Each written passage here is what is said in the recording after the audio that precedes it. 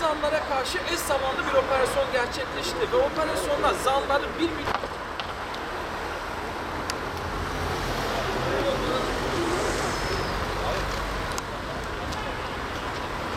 Herkes sabit kalsın. Uzun süre takibin ardından polis 3 ilde eş zamanlı operasyon düzenledi ve 12 kişiyi gözaltına aldı. Şüphelilerin yanında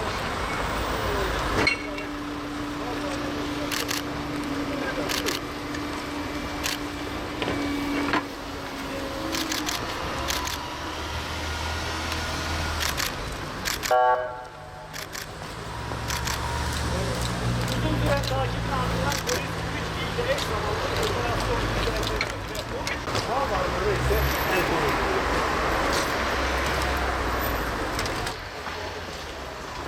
Tamam biraz aldık.